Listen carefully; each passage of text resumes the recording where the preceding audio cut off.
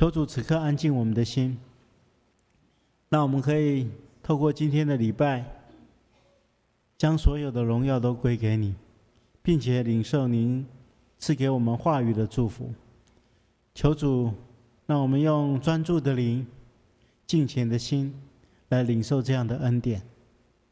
主啊，我们也特别为今天服事的众同工献上我们的祷告，求主保守眷顾，特别跟米利安敬拜团同在，借着他们的带领，将我们的心灵跟诚实表露出来，来荣耀你的圣名。求主也与今天的诗会传讲信息的同工同在，赐福保守眷顾今天整个礼拜的过程。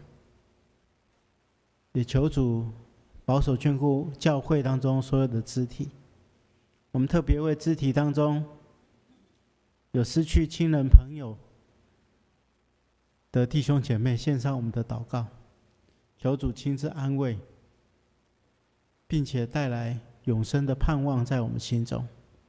我们也将我们当中有忧愁或是病痛的弟兄姐妹全然交托仰望在主手中，求主带领保守，亲自医治，亲自扶持，让我们在你的爱当中不断的经历生命的成长。也求主保守眷顾我们整个教会，让我们教会的属灵领袖能够看出你的心意，照着你的心意去推动教会的各项事工。主啊，我们也将我们的国家仰望在你手中，求你保守眷顾，让我们国家更合你的心意，让你的公义，让你的仁爱，让你的平安遍行在我们的社会当中。主啊，我们也特别为还在国外造成很大的危机的这个武汉肺炎的传染疫情仰望在主手中，求主亲自掌权保守，充满恩典在我们当中。这样祷告奉耶稣基督的圣名求，阿们。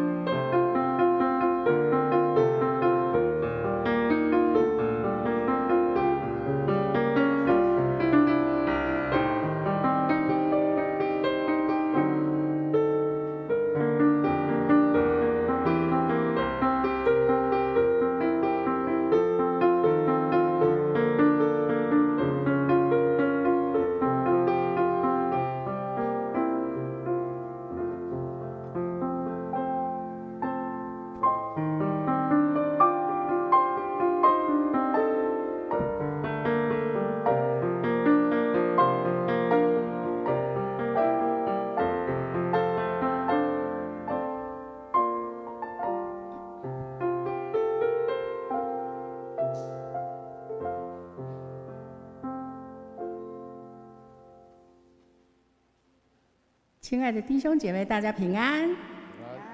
在主日的早晨，让我们一起同心来敬拜赞美我们的神。感谢主，神今天就要恩膏你的生命，他的恩典要更多更多充满在我们的生命当中。哈利路亚！神说你的日子如何，你的力量也必如何。让我们一起从座位一起站立，用心灵诚实来赞美神，来荣耀他的名。虽然道路崎岖，困难险阻，虽然道路崎岖，困难险阻，当我心中知道你一直都在，不能明白为何担是重担，但我始终相信你一直牵着我，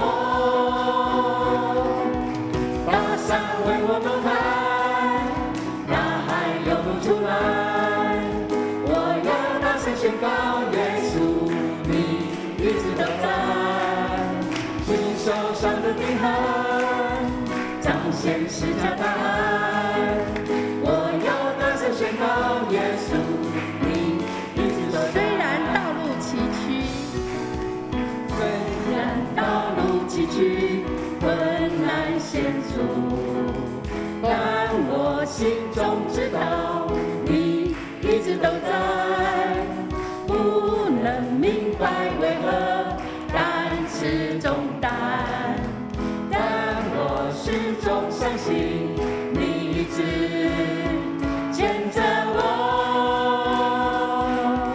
大山为我挪开，大海又露出来，我要大声宣告耶稣你一直都在，你手上的钉痕彰显十架大爱，我要大声宣告耶稣你的话让我明白，你的话让我明白，你爱我永不更改，你保守我的心怀，经过你双手，你的话让我明白，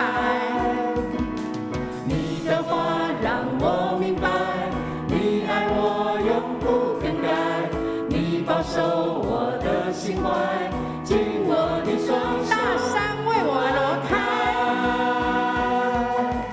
大山为我挪开，大海又露出来，我要大声宣告耶稣你一直都在，你手上的钉痕彰显十架大爱，我要大声宣告耶稣你一直都在，我们一起大声宣告，我要大声宣告耶稣你，再一次我们要大声宣告，我要大声宣告耶稣你一直都在，将掌声归给荣耀的神，哈利路亚！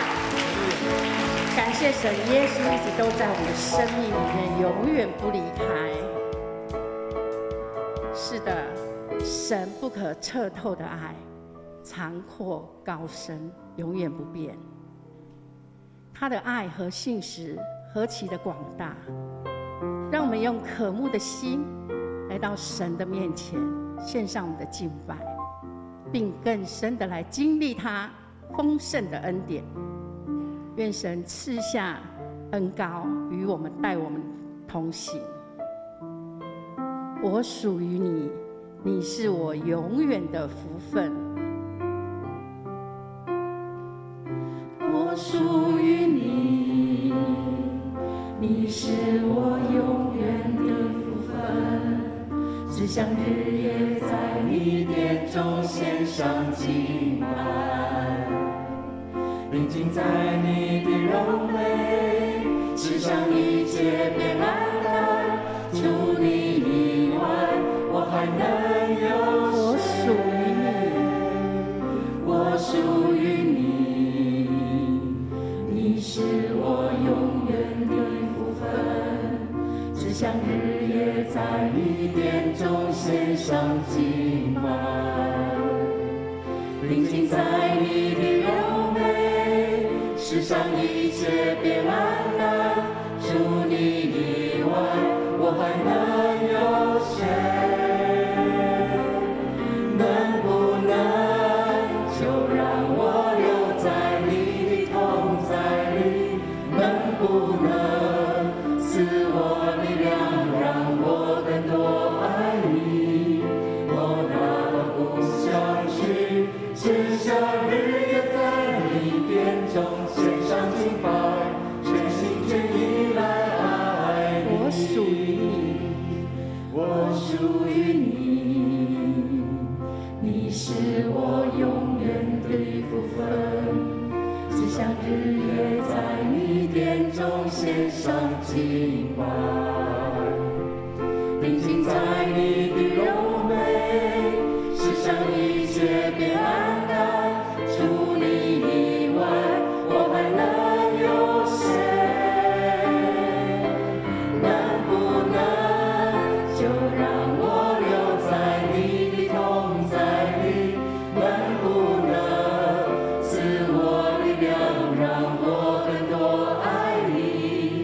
我哪都不想去，只想日夜在你眼中献上敬拜，全心全意来能不能就让我留在你的同在里？能不能就让我留在你的同在里？能不能赐我力量，让我更多爱你？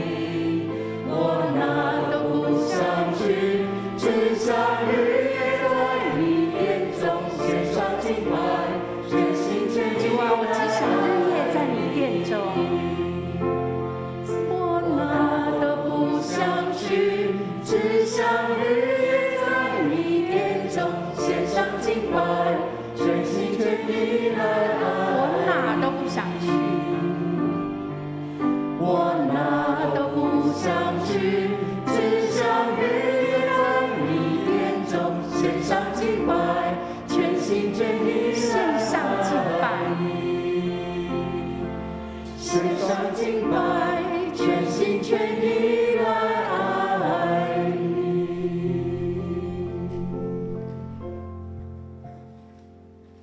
主耶稣，愿你的国度充满在这里。我们要经历你大能的同在，我们要在这里彰显你的荣耀。求主的灵充满在这里，神的国度从天降下来。神的国度从天降下来，神的光辉照亮在这里，荣耀尊贵围绕在宝座前，圣洁荣光遍满在全地，神的能力从天降下来，神的柔美彰显在这里，天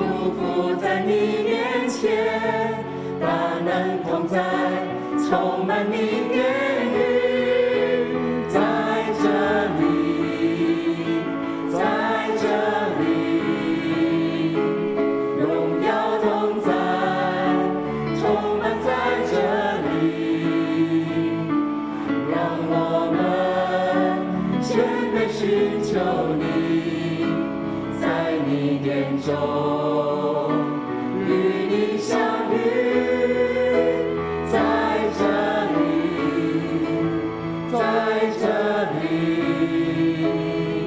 恩典能力充满在这里，让我们的敬拜不停息，将当得的荣耀国度充满在这里。归于你，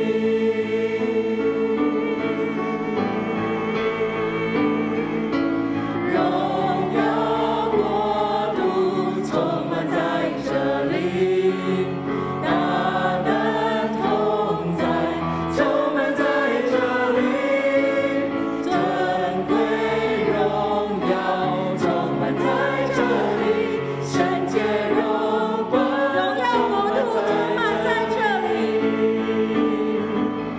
荣耀国度充满在这里，大能同在充满在这里，尊贵荣耀充满在这里，圣洁荣光充满在这里，在这里，在这里。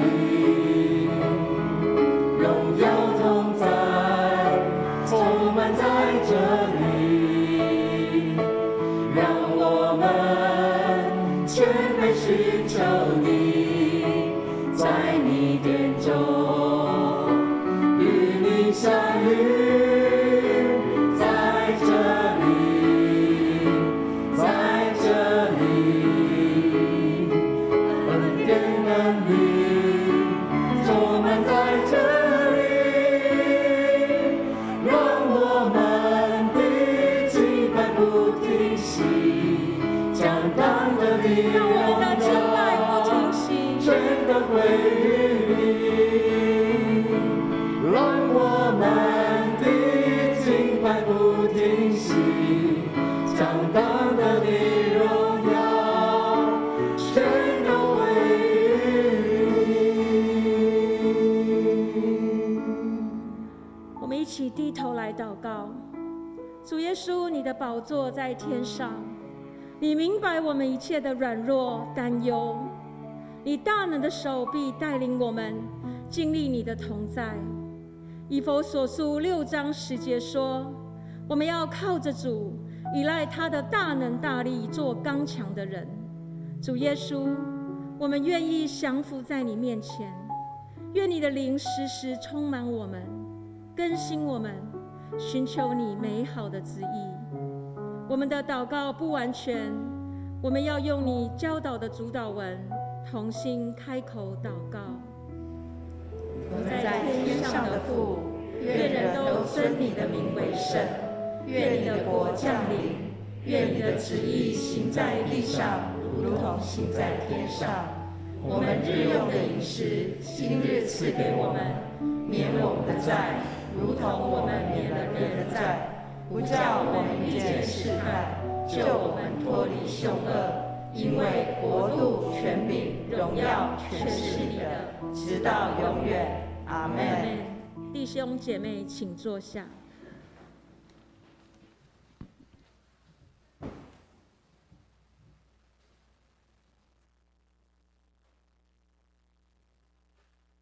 谢谢米利安敬拜团透过敬拜带领我们一起来亲近上帝。各位弟兄姐妹，大家早安。好，我们一起来攻读上帝的话语。今天上帝的话语记载在《申命记》3章23到29节。各位座位前面有现代中文译本，在第207页。现代中文译本207页，我们一起来攻读。那时我祈求上主，至高的上主啊，我知道你向我显示的不过是你伟大奇妙作为的开始。天地间没有其他神明能够做你所做的大事。上主啊，求你准我过约旦河，去看看那边肥沃的土地、壮丽的山区和黎巴嫩山。但是由于你们的缘故，上主向我发怒，不听我的祈求，对我说：够了，够了，不要再提起这件事。你上比斯加山顶去，从那边眺望东西南北四方，你要仔细观望，因为你不能渡过约旦河。你要指导约书亚，坚定他的心志，使他勇敢，因为他将率领人民渡河，占领你所看到的土地。于是我们留在伯比尔对面的山谷。今天早上我们主任牧师要为我们传讲的信息是圣经人物系列33，摩西第11讲，我们恭敬的来领受。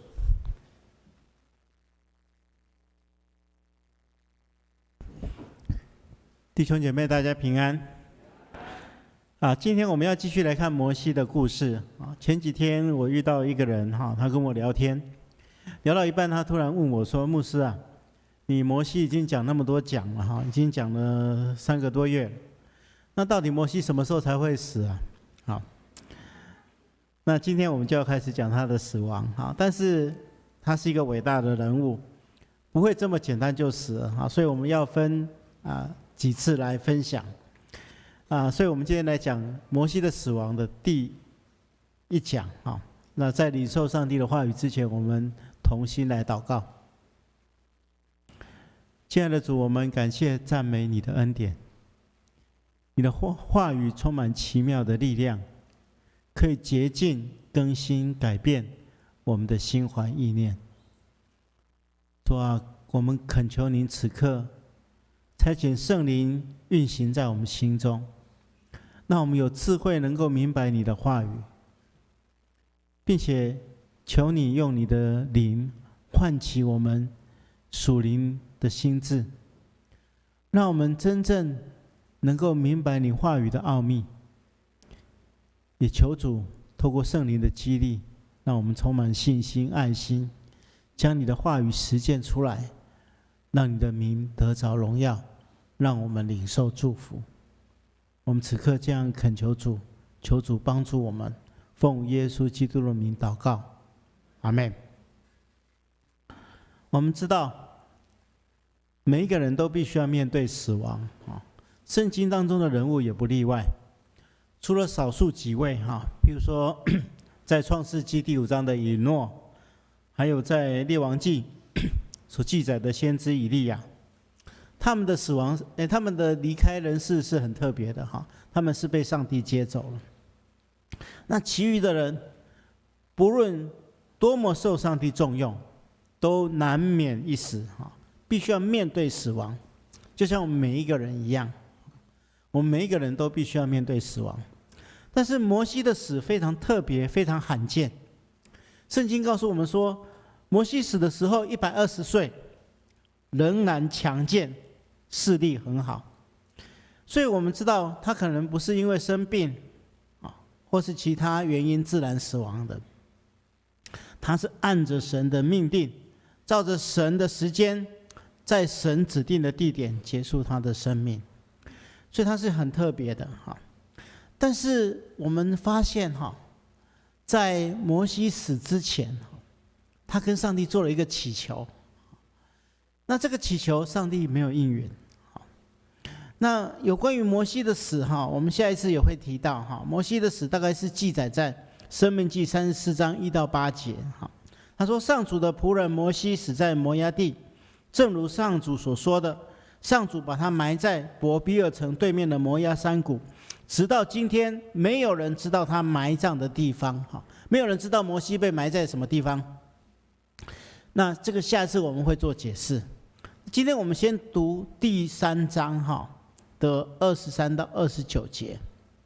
那在圣经当中，我们常常看到摩西都为别人祈求。我们过去也讲过，他为别人代求，为以色列人代求，为这群那个冥顽不灵，为这群乌合之众代求，很少为自己求。不过今天这段是摩西为自己求。他求神说什么？他说：“我祈求上主。”他对上帝这样说：“主啊，你是至高无上的上主，我知道你向我显示的不过是你伟大奇妙作为的开始。天地间没有其他的神明能够做你所做的大事，所以他相信说，上帝如果应许的话，这件事情上帝一定可以帮助他。他说：“主啊，求你准我过约旦河，去看看那肥沃的土地、壮丽的山区和黎巴嫩山。”你想说摩西好，他是带领着以色列人出埃及，然后在旷野里面流浪了40年。今天他跟上帝求一件事情：我们已经到了约旦河了，让我渡过约旦河，去看看那边你所应许的这个迦南美地呀。有肥沃的土地，有壮丽的山区，还有黎巴嫩山，让我去看一看好不好？结果上帝有没有答应？上帝没有答应他嘞。上帝对他说：“摩西说，但是由于你们的缘故，上帝向我发怒，不听我的祈求。他对我说：够了，够了，不要再提这件事情。”上帝说：“已经跟你讲说不会让你进去了，够了，够了，不要再提了。我不会答应的。”亲爱的弟兄姐妹，如果你是摩西，你会怎么想？我很不值得啊！摩西带领以色列人出埃及，目的就是要进入那个应许之地。结果他花了40年的时间，接受上帝的呼召，完全顺服上帝的命令。结果最后这个年让他踏到那个迦南美地，然后去看一看迦南美地。这个愿望上帝也不应允，所以我说这个列了一个题目，说抱憾而终啊，他不能进入迦南地啊。摩西为什么不能进迦南地？我们要从2个角度去看。那我们的那个周报里面的那个大纲有一点错误，大家就更改一下。我们从2个角度去看，摩西为什么不能进迦南地？首先我们要知道圣经当中圣经是记载上帝救恩的一部经典，所以经文当中都暗示着上帝的心意。所以这一段摩西之所以不能进迦南地，其实有属灵的意义。它有属灵的意义了。因为我们知道传统上摩西是代表什么？摩西是代表什么？代表律法，对不对？我们讲过了那个领受诫命，讲了很多律法，对不对？摩西是代表律法。那迦南美地是一个应许之地的。这边告诉我们说，靠着律法没有办法得到上帝应许的恩典，只有靠着谁？约书亚。约书亚就是耶稣的希伯来文的名字，就是约书亚翻译作希腊文就是耶稣啦。只有靠着耶稣才能够领受上帝的恩典。这是这一段的属灵意义啦。那大家要理解。所以在新约时代我们就知道，保罗也一直在说，我们靠着律法有没有办法得到上帝的喜悦？没有办法。唯有靠着恩典，这个恩典是在耶稣基督里面的恩典。所以这一段经文其实是有一个属灵意义，告诉我们说，靠着律法没有办法。那但是圣经当中我们还是会有疑问了。摩西不能进入迦南，有他的属灵意义，但是他是为了什么缘故被神禁止进入迦南的？这个圣经当中有记载着一件事情。这件事情使得摩西不能进入迦南地，所以他刚才说为了你们的缘故了。这件事情是什么事情？就是在加低斯发生了一个事件。就是摩西带领着以色列人来到一个地方叫做加低斯，在那里扎营。那个地方什么都没有，也没有水。这时候人民就聚集在摩西跟亚伦那边，开始埋怨他们，说你带我到这个不毛之地，这里没有五谷，没有无花果，没有葡萄，没有石榴，甚至连水也没有。所以百姓就开始埋怨摩西跟亚伦。就这时候就是上帝就对摩西说，你把约柜前面那根杖拿来，你跟亚伦要集合全体的会众，然后你们在他们面前对着磐石说话。对着磐石说话哈，也有其他的这个相对的经文当中有说，你用那个杖哈击打磐石一次啊，水就会从磐石涌出来，这样你可以让人民和牲畜喝从磐石里面流出来的水。就摩西就照着上帝的命令把杖拿来，他跟亚伦集合全体的会众在磐石面前。这时候因为群众非常非常的吵杂，都一直埋怨摩西跟亚伦，所以摩西非常的生气哈。他说：“你们这些叛徒，听着，我们该叫磐石流出来水给你们喝吗？”所以他就举起这个杖哈，击打磐石2下。我们要记住哦，原本上帝是叫他怎样，在前面对着磐石说话，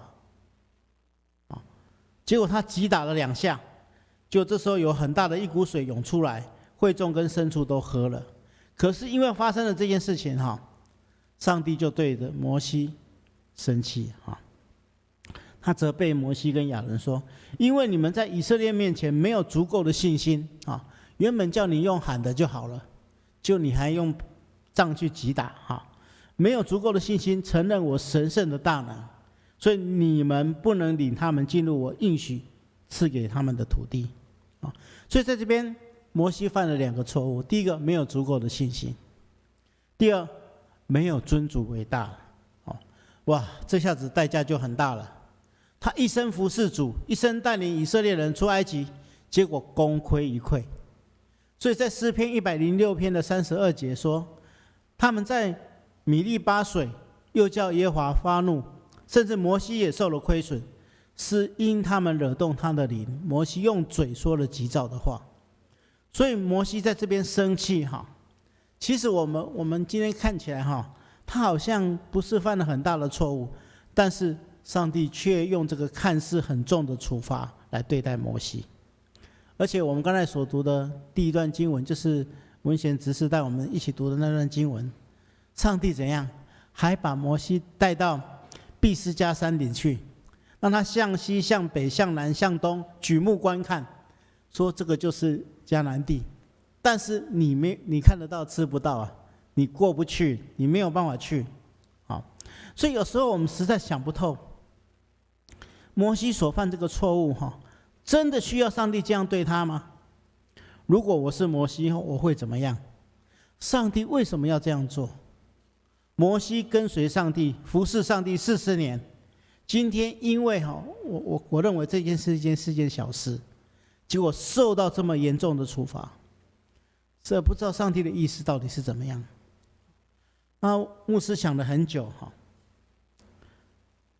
后来我终于比较可以接受上帝的安排啊，所以牧师要跟大家分享3件哈，摩西没有，我们从另外一个角度来看，摩西虽然没有进入迦南美地，但是其实上帝有他的心意在啊。首先第一个哈，牧师要跟大家讲的就是，摩西没有进入迦南地哈，但是他享受到真正的安息啊。我们从另外一个角度来看，事实上他虽然没有进入迦南美地，但是上帝让他休息了。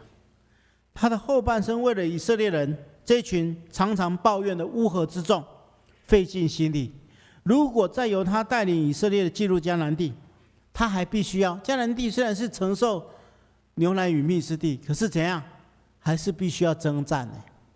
他已经120岁了啊，虽然可能体力还好，但是对一个120岁的老人的确是一种重担。而且这群乌合之众如果摩西过过约旦河没有战死，也可能被这群人气死啊。所以上帝让他安息啊。所以圣经告诉我们说上帝息了他世上的劳苦，当他完成了阶段性的使命之后，上帝叫他把这个事情交给约书亚啊。我们刚才所读的经文当中说，你把棒子交给约书亚啊，你就会得到安息。那从我们的信仰来看我们要明白，人的死亡不是一件绝对的坏事。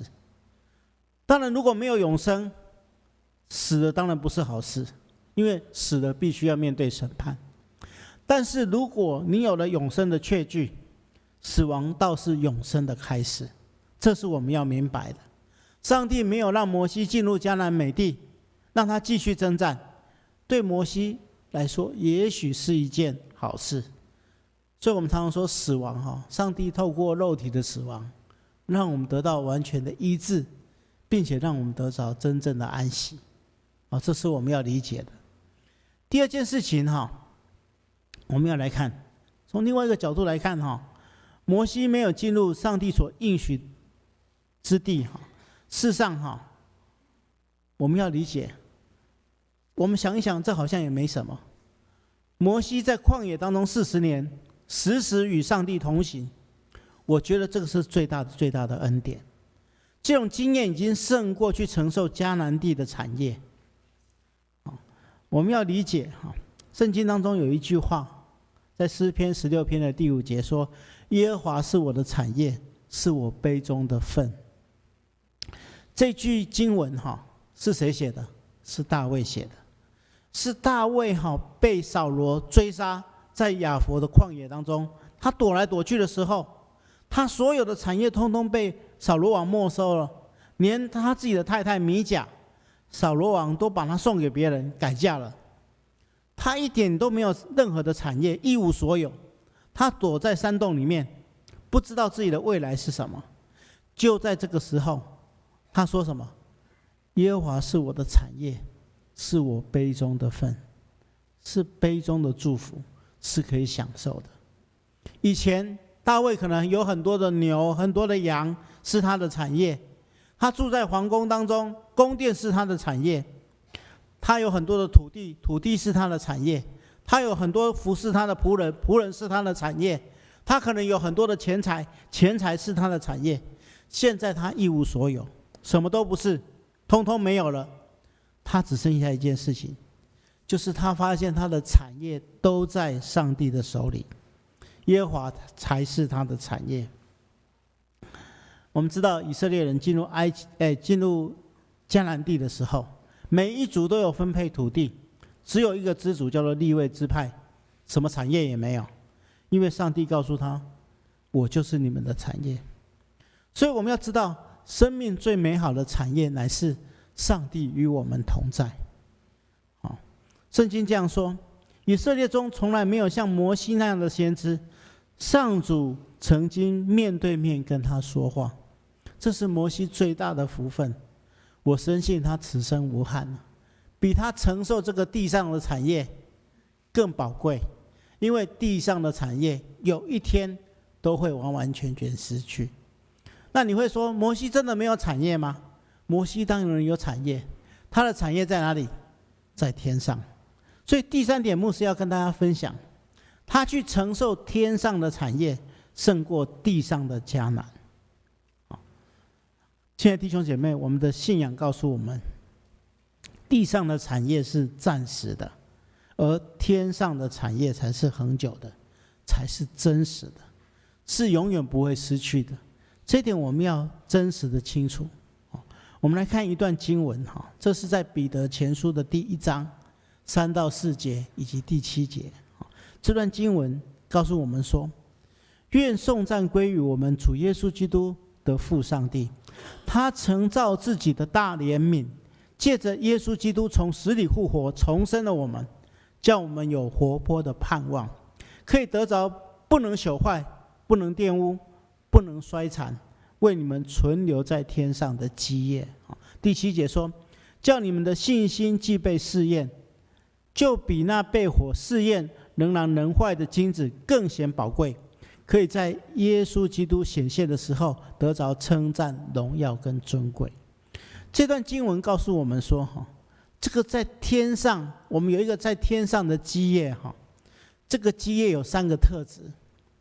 第一个特质就是永活的盼望。什么是天上的基业？就是1章3节，彼得前书1章3节所说的活泼的盼望，就是一个永活的盼望，永生的盼望。我们要理解，肉体生命的结束不是一个结束，我们还有一个永生的盼望。如果我们接受这个永生盼望，这个活泼的盼望，我们生命可以延续到无限。我曾经听过一个姐妹的分享，这个姐妹跟她的父亲情感非常非常好，当她的父亲年纪渐渐的衰老，得了很重的病，这个姐妹内心有很大很大的挣扎，一方面因为她跟她父亲的这个感情非常好，她希望父亲可以留在她身边多一些时刻，可是她又眼见着她父亲身体有很重的疾病，在困扰着他的父亲，他心里面有很大的挣扎。最后父亲有一次病重，送到医院，他心里面祷告说，求上帝可以让父亲再多留一段时间，留在他的身边。而后来有一次他在灵修的时候，他有一个感动，他自己感受到上帝对他说，他说亲爱的女儿，你父亲跟你的感情非常非常好，但是你觉得你父亲留在你身边比较好呢，还是留在我身边比较好？所以这个姐妹她自己有这样的感受之后，她才知道说，其实我们基督徒有一个非常大的盼望，就是永生的盼望。上帝借着死亡使我们肉体的病痛完全消除，所以他觉得那个时刻是他要放手的时候。当他的父亲回到上帝那边去享受那个永远的安息的时候，对他的父亲来说是最好的。而且他也深信有一天，当他自己肉体死亡结束之后，会再回到上帝那边跟他心爱的父亲团圆。这就是我们基督徒一个最大最大的祝福，我们有永活的盼望。那第二个，这个天上的基业是什么？是永存的基业。我们的产业是丰富的。彼得前书的作者这段经文当中，用3个字来描述这个产业。第一个，这个产业是不会朽坏。这个字其实在原文的意思，除了不朽坏的意义之外，也只不能被军队所蹂躏、所抢夺。你知道，在巴勒斯坦这个地方，曾经好几次被外敌入侵攻占，原本有的产业就被人家抢去。可能你原本有很多的牛、很多的羊，外敌一攻进来，全部都帮你抢走了。可能原本有很多的土地，可是这样，敌军一攻进来，就把这些都抢走了。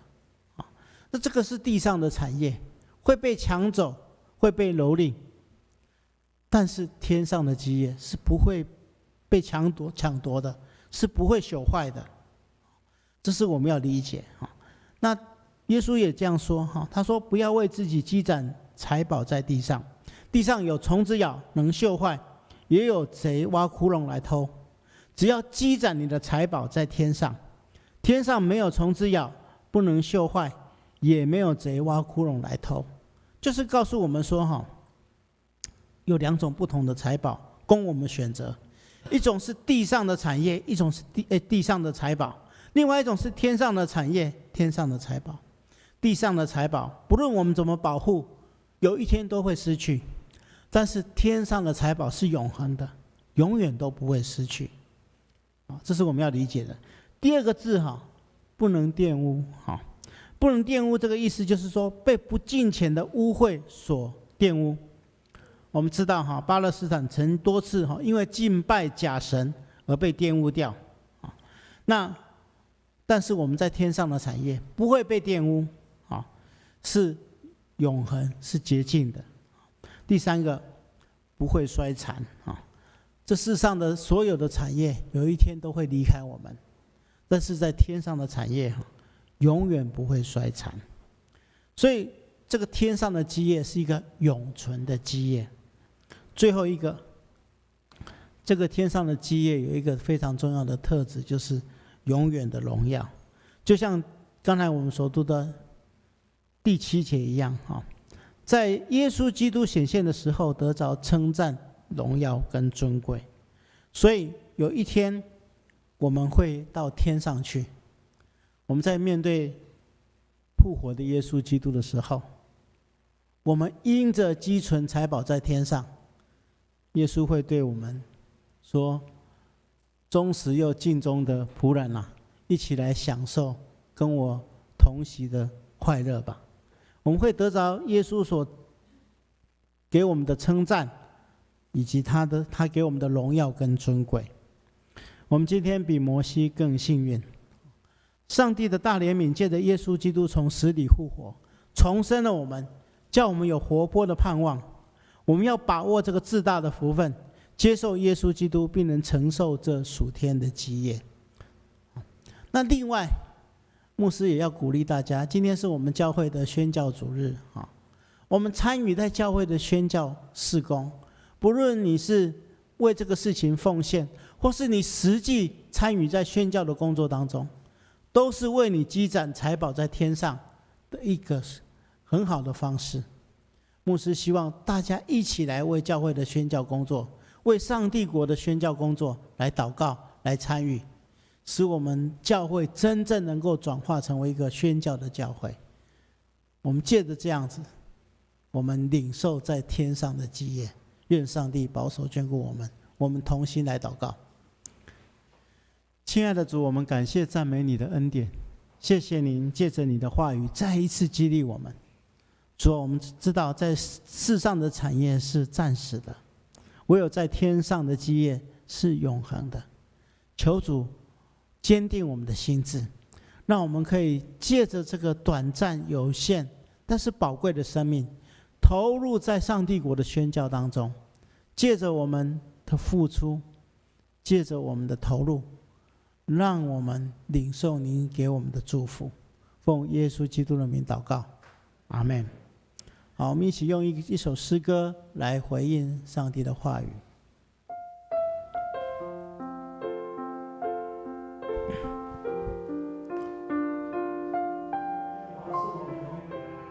是我们永远的产业。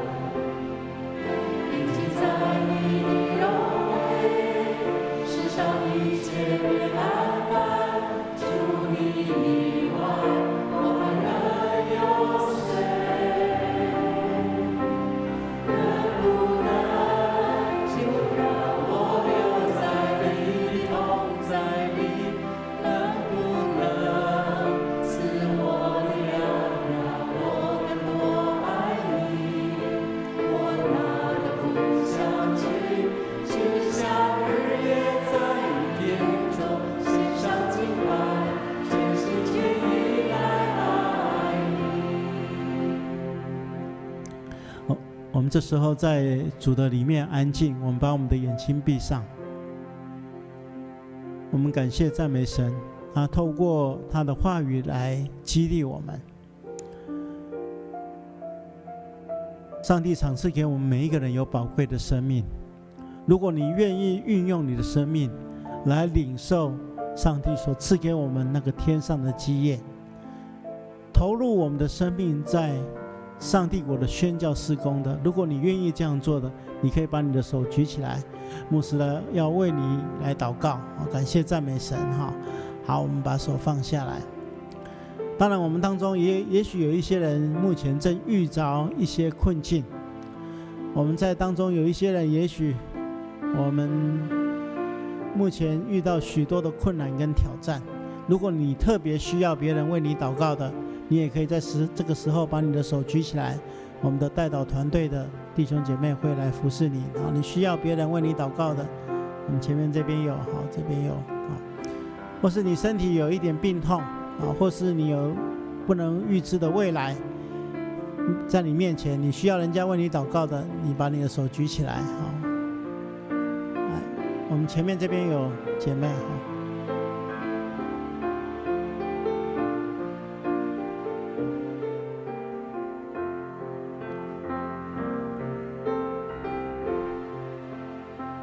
我们其他的人为自己祷告啊，求神使用我们啊，成为一个宣教的器皿，来荣耀上帝。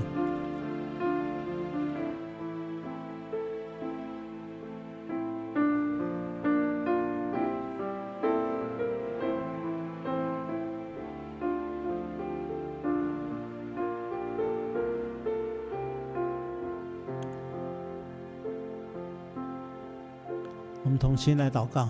亲爱的主，我们感谢赞美你的恩典，谢谢您借着你的话语再次激励我们。主啊，求你使用我们，求你差遣我们，我们在这里，求你差遣我们，就进入你所指示我们要去的地方。让我们借着我们的生命的见证来荣耀你的圣名。主啊，使我们成为一个宣教的器皿。求你使我们借着我们的生活，日常生活所做的每一件事情，所说的每一句话，来荣耀你的圣名。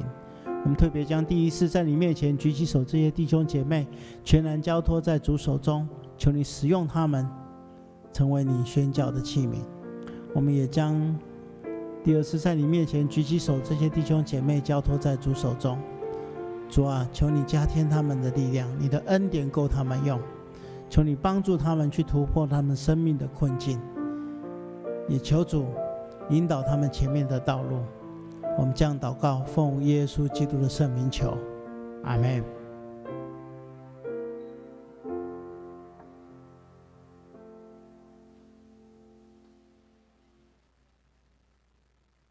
接下来我们要用奉献来回应上帝的爱，也用实际的行动来支持教会宣教的工作。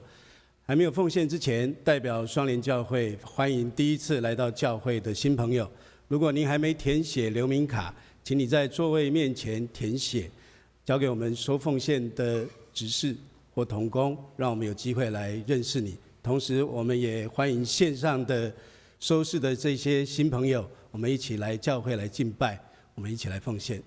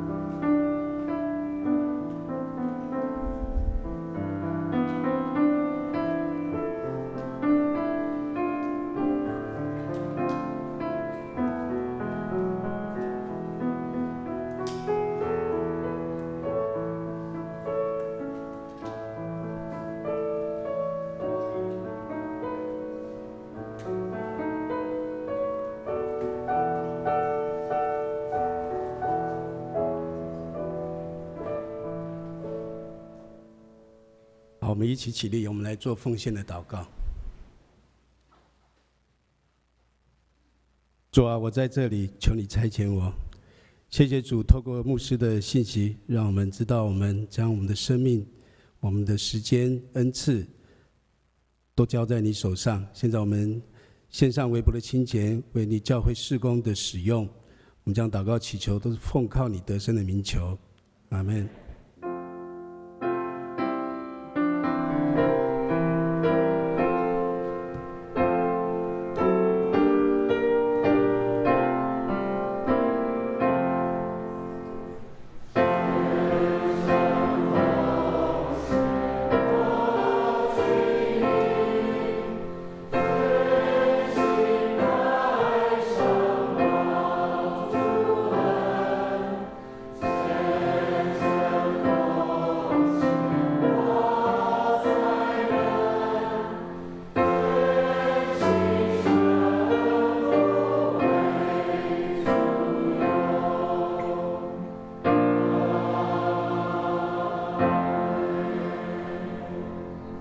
各位请坐。一起来关心教会的消息。我们翻开周报第4页。本主日是本会所定的宣教主日，特别呼吁兄姐共同关心各项教会的宣教事工，特别是我们暑期青少年的短宣队的活动，请用祷告、奉献还有行动来给予支持。第二是肢体的关怀。本会会友黄永熙、郑桂美夫妇之子黄彦杰弟兄，在6月12号安息主怀，定在7月4号，就是本周六上午7点半，在第2殡仪馆至善2厅举行入殓火化礼拜。下午1点半，在本会10楼礼拜堂举行告别礼拜，请兄姐关心代祷，愿上帝安慰遗族。这边有两个补充报告。本会会有于云霞姐妹，就是于石春之妻，在6月23号安息主怀，定在7月18号礼拜六上午10点半，在台北市立第2殡仪馆景仰厅1楼至真1厅举行入殓告别礼拜，请兄姐关心与代祷，愿上帝安慰遗族。第三，本会会有辛向华弟兄于6月27号安息主怀，请兄姐关心代祷，愿上帝安慰玲玲姐他们一家一族。再来，我们翻开周报第6页，教社委员会的消息，台北囡仔台语夏令营在7月21号到24号，礼拜2到礼拜5，每天上午8点45到下午4点半。在我们教会的7楼跟8楼来进行。那我们要报名的，请洽我们陈美仙干事。我们要请我们主任牧师来为我们介绍新来宾，还有代祷。弟兄姐妹，大家平安。牧师来介绍第一次来跟我们一起敬拜的弟兄姐妹。这边有林美娇女士，在哪边？这边哈。欢迎欢迎，请坐另外有陈思涵先生，在这边哈，好欢迎。另外有这个微助的朋友周家良先生，这边那其他有没有第一次来跟我们一起礼拜没有介绍到的？那欢迎这些贵宾，待会可以到我们的，有一位请起立好不好？请贵姓？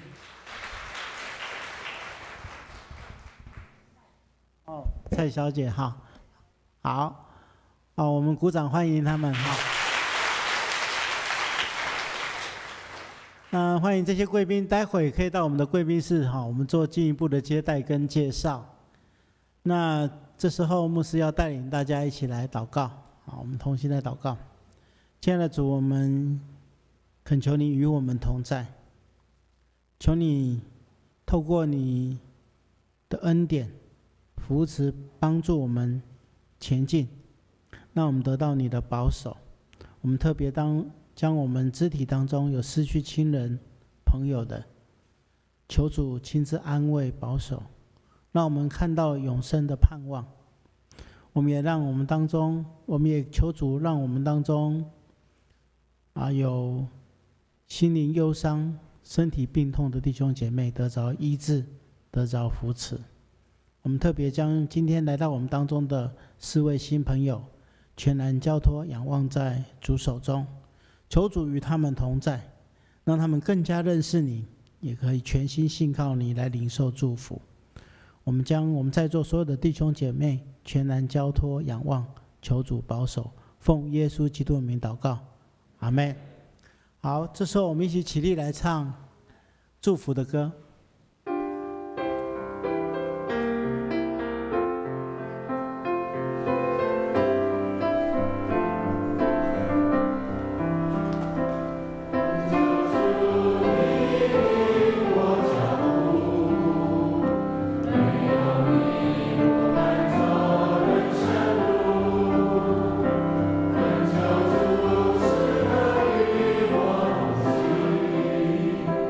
我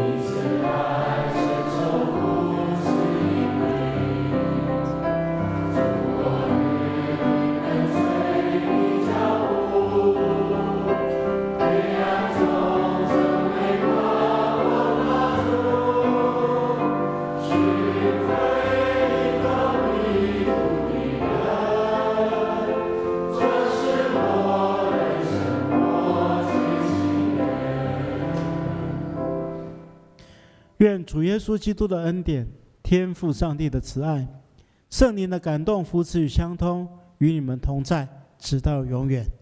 阿们。好，我们互相请安问候，愿上帝亲自赐福。